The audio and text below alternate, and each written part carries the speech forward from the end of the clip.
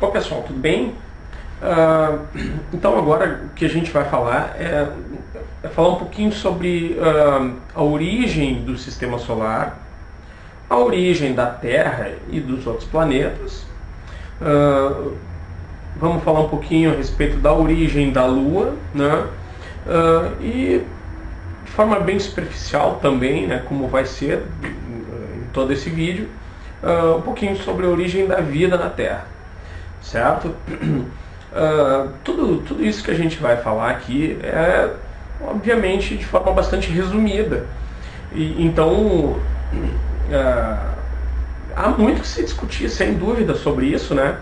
Mas não é o nosso objetivo aqui fazer um grande aprofundamento. Talvez até é bem provável, inclusive, que se encontrem vídeos bem mais detalhados a respeito disso aqui, né?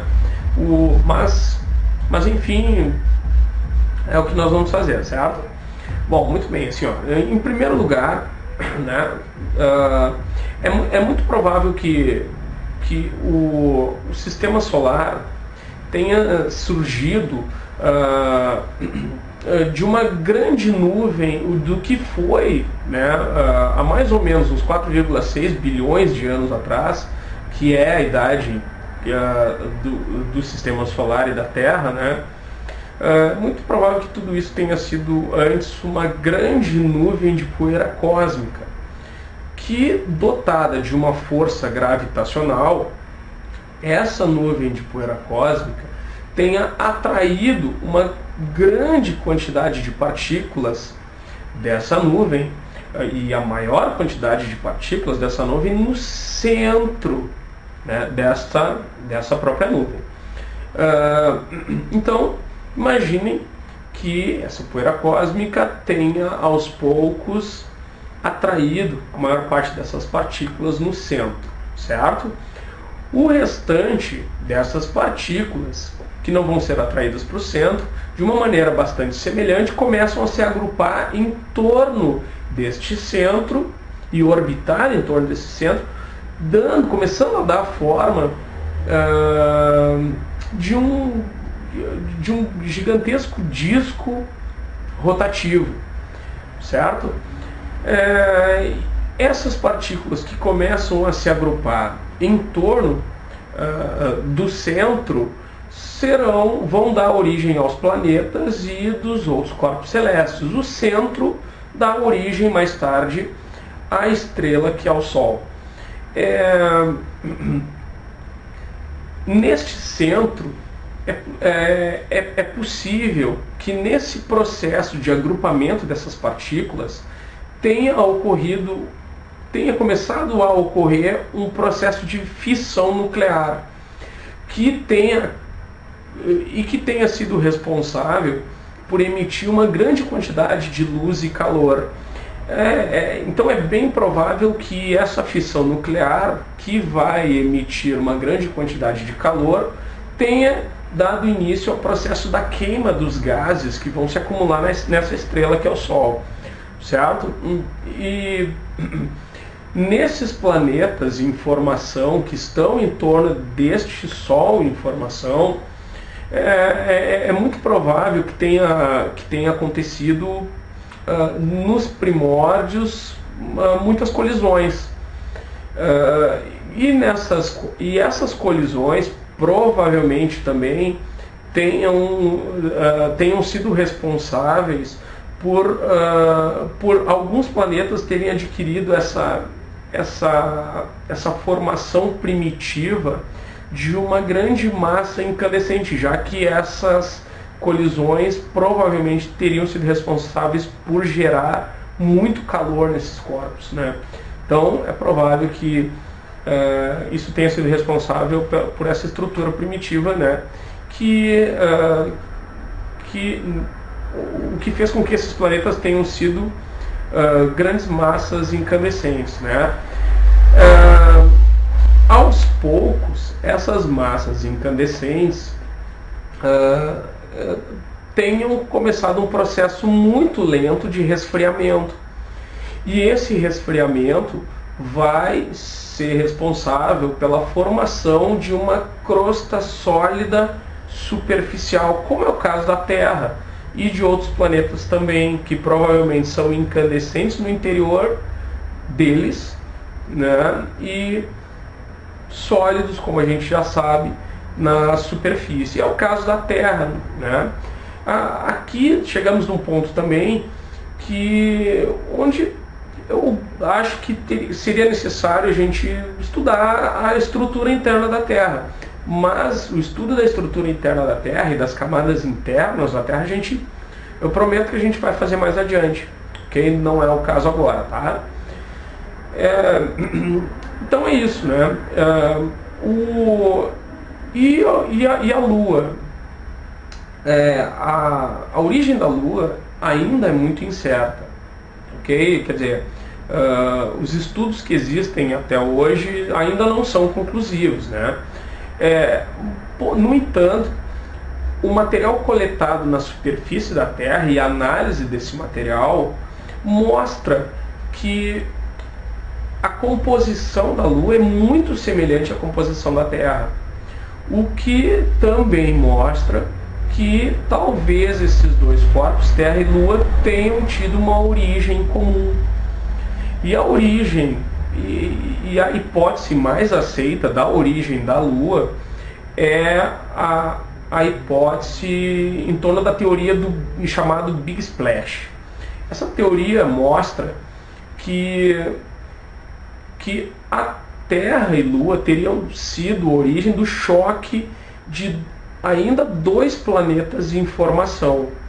É possível então que dois planetas ainda em formação tenham se colidido e do choque desses dois tenha se gerado a Terra, e esse choque que provavelmente liberou uma grande quantidade de materiais no espaço e que foram aprisionados pela atração gravitacional desse planeta que vai ser a Terra. E esse material também, preso pela atração gravitacional, orbitando a Terra, tenha se condensado e formado a Lua. Ok? Bom, para a gente falar um pouquinho a respeito da vida na Terra, acho que é fundamental que a gente conheça um pouquinho, pelo menos, a respeito da formação da atmosfera, que é essa camada de gases que está em torno da Terra, né? Por que isso? Porque é da atmosfera que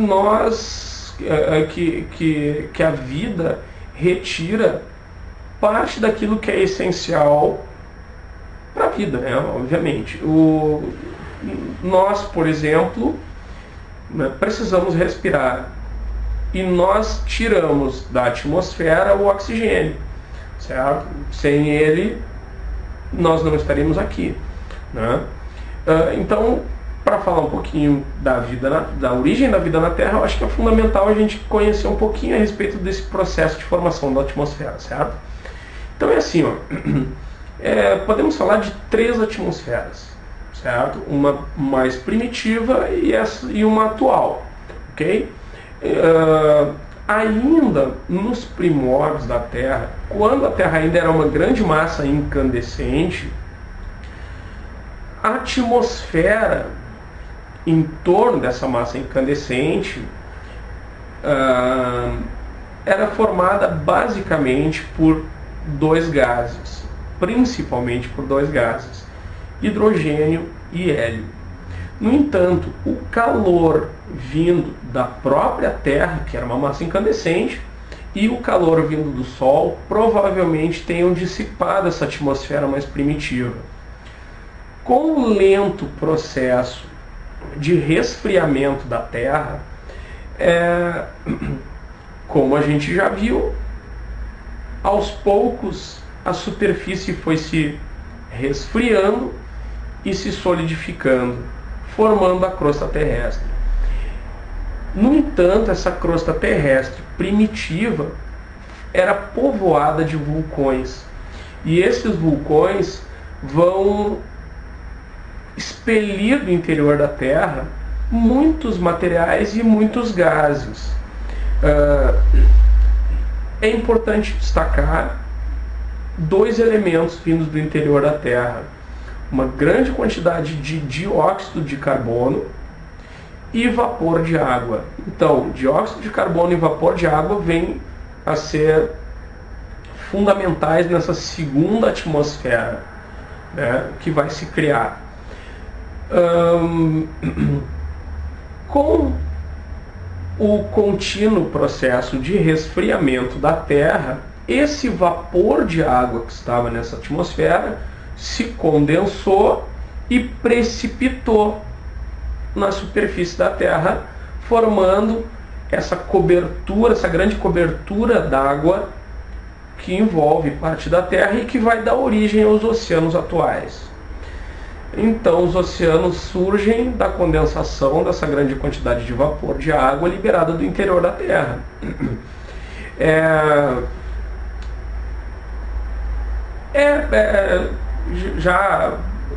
Já se sabe que a origem da vida, que a vida surgiu nos oceanos, né? E os primeiros seres que vão surgir no oceano são microscópicos e dotados de realizar fotossíntese.